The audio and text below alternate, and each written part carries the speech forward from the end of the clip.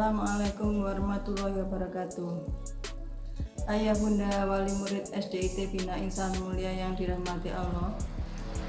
Perkenalkan, nama saya Dr. Gigi Evi Dian Kartika Sari.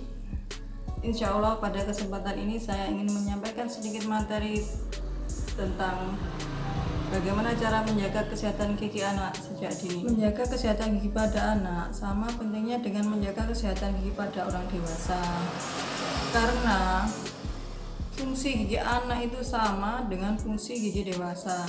Ya, untuk fungsi kunyah, untuk fungsi estetik.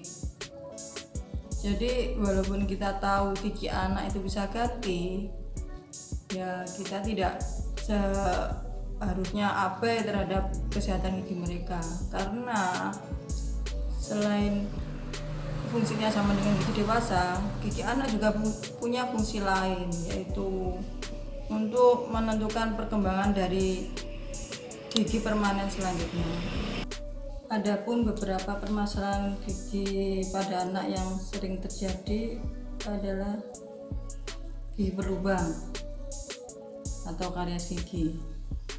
Ini biasanya terjadi karena sisa makanan yang menumpuk lama, tidak dibersihkan, akhirnya ditumbuhi bakteri, kemudian bakterinya mengikis gigi, lama-lama keropos, lubang, dan akhirnya rusak.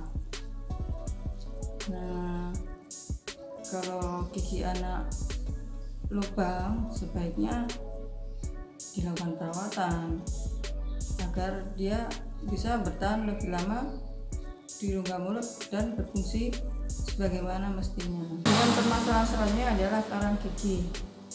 Nah, karang gigi ini muncul karena sisa makanan yang menumpuk lama dan mengeras. Kalau sudah mengeras, tidak bisa dibersihkan dengan sikat gigi. Harus dibersihkan dengan namanya prosedur scaling, ya, itu di dokter gigi. Nah, selain itu karang juga muncul karena kebiasaan kita mengunyah pada satu sisi. Jadi karangnya muncul pada sisi yang tidak kita gunakan untuk mengunyah. Walaupun sudah kita sikat, dia akan tetap muncul. Karena ada fungsi gigi yang unik, yaitu namanya self cleansing. Jadi dia sembari kita mengunyah, dia bisa membersihkan gigi tersebut. Jadi kalau kita tidak memakainya, akhirnya gigi yang tidak dikunyah kan tidak bisa dibersihkan secara melalui proses kunyah. Nah,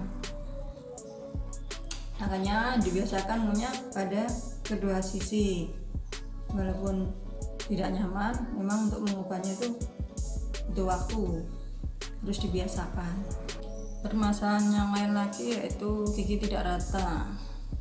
Gigi tidak rata pada anak itu biasanya karena pencabutan gigi sulung yang terlalu dini. Maksudnya giginya sulung sudah goyang tapi gigi permanennya belum ada. Orang tua buru-buru mencabutkan. Nah, itu keliru. Sebaiknya tunggu dulu gigi permanennya muncul sedikit. Jadi paling tidak itu dia sudah ada tanda-tanda dia sudah tumbuh. Karena kalau terlalu dini, tempatnya yang kosong itu nanti akan ditempati oleh gigi sebelahnya. Akhirnya gigi baru yang tumbuh itu tidak kebagian tempat, jadinya tidak rata. Kemudian juga karena gigi permanennya itu sudah tumbuh sempurna, tapi gigi sulungnya tidak segera dicabut. Nah, itu akhirnya gigi permanennya itu tidak bisa menempati lengkung dari gigi susu atau gigi sulungnya, sehingga jadi tidak rata. Kemudian ada lagi gigi susu tinggal akar. Biasanya terjadi karena pemberian susu dalam botol. Istilahnya itu namanya karies feeding bottle syndrome, ya. Jadi giginya itu habis karena pemberian susu botol. Ini terjadi karena sisa susu itu menempel di gigi dalam waktu yang lama, akhirnya mengikis gigi sedikit demi sedikit dan akhirnya habis, tinggal sisa akar. Biasanya rata pada gigi atas, orang bilang namanya gigis. Jadi ya sebaiknya jangan dibiasakan untuk pemberian susu dalam botol, apalagi untuk mengantar tidur. Paling enggak itu ya habis minum susu botol itu anak disuruh minum air putih agar tidak terlalu banyak susu yang nempel di gigi. Kemudian permasalahan selanjutnya adalah gigi maju. Gigi maju di sini yang sering disebabkan adalah karena kebiasaan buruk. Contohnya menghisap jempol, menggigit kuku, menggigit pensil, bernafas lewat mulut. Jadi kalau ada anak yang mempunyai kebiasaan tersebut, sebaiknya diingatkan untuk tidak melakukannya, karena itu akan berpengaruh pada pertumbuhan gigi geliginya. Nah, itu tadi beberapa permasalahan gigi yang sering terjadi pada anak-anak. Adapun cara untuk menjaga kesehatan gigi pada anak itu sama dengan orang dewasa, yaitu menyikat gigi ya. Udah umum itu, menyikat gigi itu idealnya pada pagi setelah sarapan dan malam sebelum tidur. Nah, untuk menyiasati anak-anak yang sulit untuk gosok gigi malam itu dibiasakan setelah makan malam dan setelah makan cemilan dia disuruh gosok gigi dan tidak boleh makan apa-apa lagi. Dia boleh beraktivitas yang lain, tapi untuk makan sudah di stop ya, karena sudah gosok gigi. Nah, setelah itu dia tinggal tidur, tidak ada tanggungan untuk gosok gigi. Adapun cara menyikat gigi yang ideal itu kita meletakkan bulu sikat itu membentuk sudut 45 derajat, digerakkan dari arah gusi ke gigi seperti pada gambar ya. Jadi tiap gerakan itu 7-8 kali gerakan, berlaku untuk semua gigi. Memang awal-awal agak sulit, tapi ya perlu dibiasakan. Kemudian pemilihan sikat gigi itu juga penting.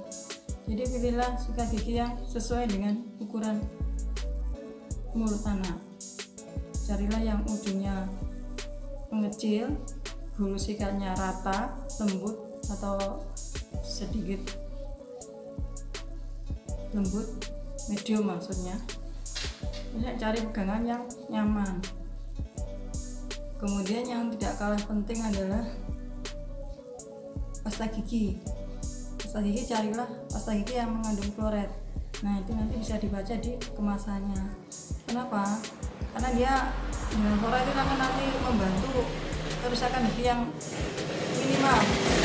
Jadi kalau ada kerusakan yang sangat kecil di gigi, dia bisa terbantu dengan adanya fluoride tersebut. Kemudian ada lagi berkumur.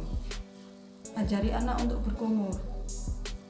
Maksudnya berkumur itu bukan hanya sekedar memasukkan air langsung dibuang, tapi berkumur itu berkumur yang benar.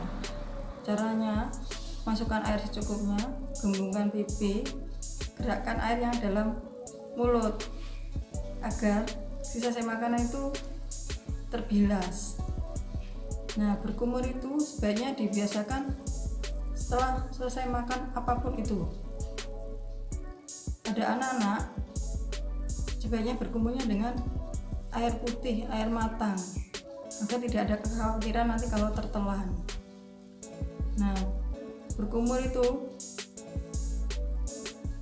sebagai salah satu upaya ya untuk membersihkan sisa makanan selain sikat gigi, karena tidak mungkin kan kita setiap selesai makan sikat gigi, setelah saya makan sikat gigi.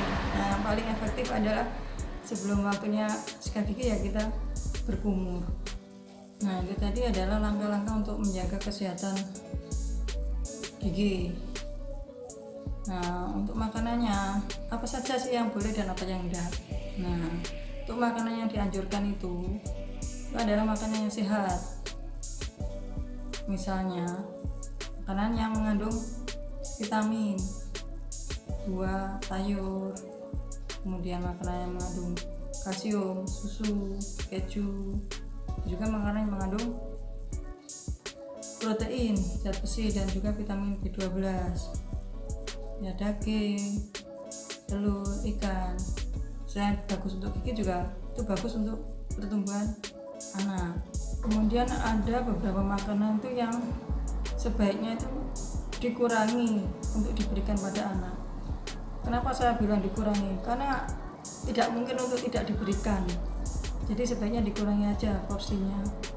Misalnya itu permen, coklat, makanan ringan kayak biskuit, snack gitu, juga minuman bersoda.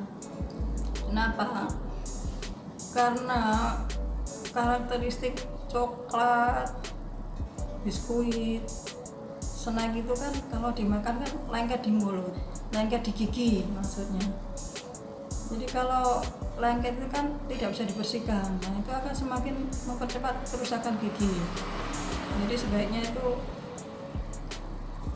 tidak terlalu sering diberikan kalau memang tidak bisa dihindari. Nah, kemudian langkah selanjutnya adalah kontrol ke dokter gigi, ya dilakukan paling enggak rutin 6 bulan sekali. Fungsinya apa? Fungsinya itu kita bisa mendeteksi secara dini kerusakan yang terjadi pada gigi anak-anak, dan juga membiasakan anak ke dokter gigi sehingga anak itu tidak takut bila suatu saat nanti dia butuh perawatan di dokter gigi. Itu tadi ada cara-cara untuk menjaga kesehatan gigi anak ya. Terus ada lagi yang saya mau tambahkan ini, biasanya orang tua itu sering abai ya. Nah itu kasusnya gigi permanen pertama pada anak. Nah ini contohnya ada di gambar ya. Di gambar itu ada angka 1 dan 2. Nah angka 1 itu adalah gigi permanen pertama anak. Orang tua itu seringkali menyangka itu adalah gigi susu, padahal bukan. Itu adalah gigi permanen pertamanya anak. Dia biasanya tumbuh sekitar umur 5-6 tahun. Biasanya hampir bersamaan dengan tumbuhnya gigi depan bawah anak. Orang tua itu sering terlena, dipikirnya itu bisa ganti, padahal itu enggak. Jadi kalau sudah rusak, dia itu tidak bisa diganti, tidak ada penggantinya. Jadi kalau sudah rusak, ya tidak tumbuh. Jadi ayah bunda sekalian, mulai sekarang Vivi seringlah mengecek kondisi gigi Ananda. Kenapa? Karena pada usia anak SD itu adalah fase gigi campuran. Maksudnya ada gigi sulung dan ada gigi permanen atau gigi dewasa. Jadi jangan sampai terlena, masih menganggap oh anak saya masih SD, giginya masih gigi susu, nanti pasti ganti semua. Bukan demikian. Usia tersebut ada gigi permanen yang sudah tumbuh. Jadi dengan kita sering mengeceknya, maka akan kita tahu ada yang rusak atau enggak. Kalau rusak bisa segera diperbaiki agar gigi bisa kembali berfungsi seperti semula dan bisa bertahan lama di rongga mulut. Nah, demikian yang bisa saya sampaikan. Kurang lebihnya saya mohon maaf. Wabillahi taufiq wal hidayah. Wassalamualaikum warahmatullahi wabarakatuh.